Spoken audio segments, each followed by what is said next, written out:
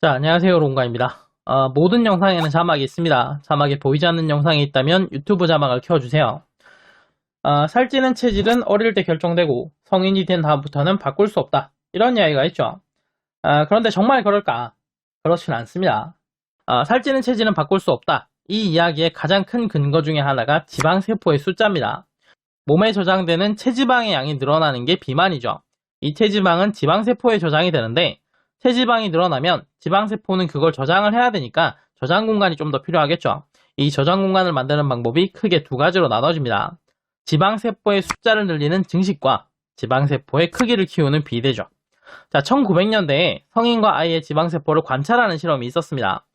아이의 경우에는 체지방이 늘어날 때 지방세포의 숫자가 늘어나는 증식이 일어났고 성인의 경우에는 체지방이 늘어날 때 지방세포의 숫자는 그대로 유지하면서 크기가 커지는 비대 현상이 나타났어요. 자, 이 실험을 근거로 살찌는 체질은 어릴 때 결정된다는 말이 나왔습니다. 성인의 경우에는 체지방이 늘어날 때 지방세포의 숫자가 변하지 않고 크기만 커진다고 했었죠. 그러니까 지방세포의 숫자가 많다라는 거는 크기가 커질 지방세포가 많다는 거고 그만큼 살이 찌기 쉽다는 겁니다.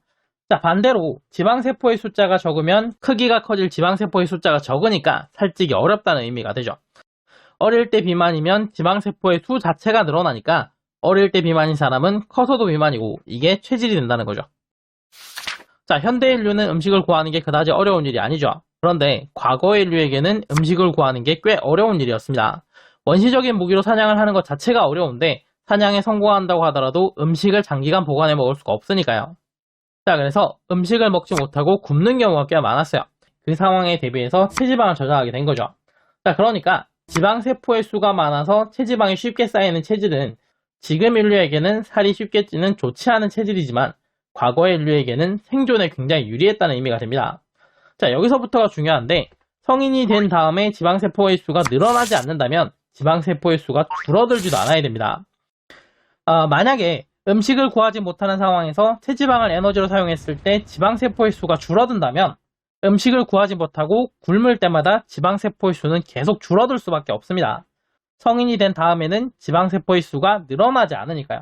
줄어들긴 하는데 늘어나지 않는다면 계속해서 양이 줄 수밖에 없겠죠. 자, 이렇게 되면 점점 체지방을 저장하지 못하는 몸이 되는데 음식을 구하기 힘들었던 과거의 인류가 이런 체질이었다면 굶어 죽을 수밖에 없게 됩니다.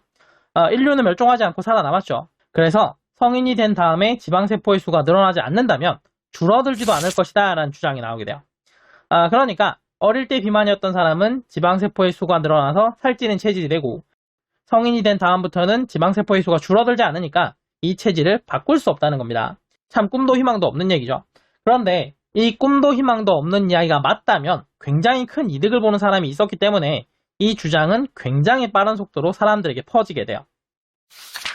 식단과 운동을 열심히 해서 다이어트를 하더라도 성인의 지방세포 수는 변하지 않기 때문에 살찌는 체질은 바뀌지 않고 따라서 언제든지 다시 살이 찔 위험이 있다.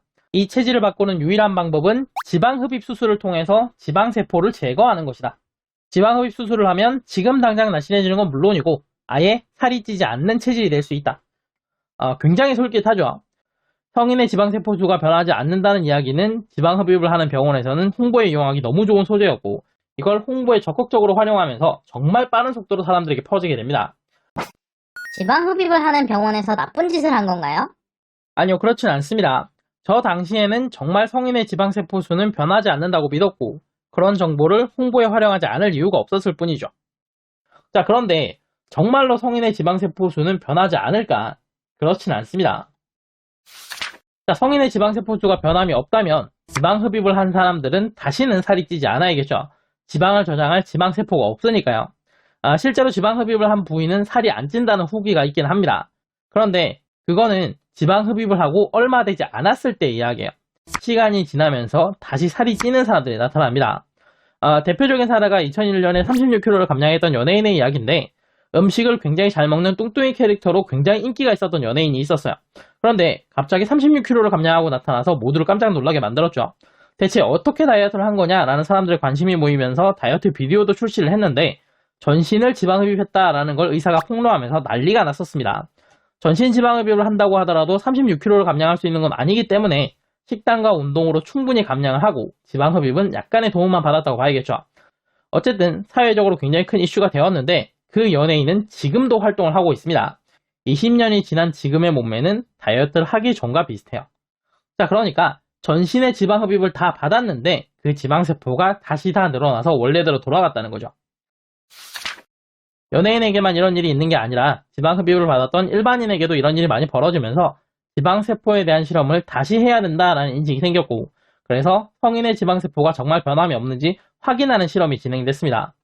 체중을 3.8kg 증가시키면서 상체, 하체, 복부, 허벅지의 지방세포를 관찰했는데 허벅지와 상체 피하 지방은 변화가 없었고 복부 피하 지방은 지방세포의 크기가 커지는 비대가 일어났고 하체 피하 지방은 지방세포의 숫자가 늘어나는 증식이 일어났어요. 자, 그러니까 성인의 지방세포 숫자는 늘어날 수 있다는 게 확인이 된 거죠. 1900년대 실험과는 왜 다른 결과가 나온 거예요? 실험의 목적이 다르기 때문입니다. 1900년대 실험의 목적은 체지방이 증가할 때 어른과 아이의 차이가 있는지를 보는 게 목적이었고, 그래서 어른의 복부 피하 지방과 아이의 복부 피하 지방을 비교했어요. 2000년대 실험에서도 복부 피하 지방은 비대가 되었기 때문에 저 당시의 실험이 조작되었다거나 잘못되었다고 보기는 어렵습니다. 단지 지방세포가 부위별로 다르게 반응할 거다라는 걸 생각하지 못한 거죠. 상체, 복부, 허벅지는 지방세포의 숫자가 늘어나지 않았네요. 이게 하체만 늘어나는 건가요? 실험 기간은 4주였고 증가한 체중이 3.8kg였습니다. 그러니까 이런 조건에서는 하체에서만 지방세포의 수가 늘어났는데 더 오랜 시간에 걸쳐서 더 많은 체중이 높아진다면 다른 부위의 지방세포 수 역시 늘어날 가능성이 높아요. 실제로 앞에서 이야기했던 연예인의 경우에는 전신의 지방 흡입을 받았는데 하체만 원래대로 돌아온 게 아니라 몸 전체가 원래대로 돌아왔습니다. 자, 성인의 지방세포 수가 다시 늘어날 수 있다는 것은 성인의 지방세포 수를 줄이는 것도 가능하다는 거고, 따라서 살찌는 체질을 살 안 찌는 체질로 바꿀 수 있다는 거예요. 꿈과 희망이 있는 이야기죠.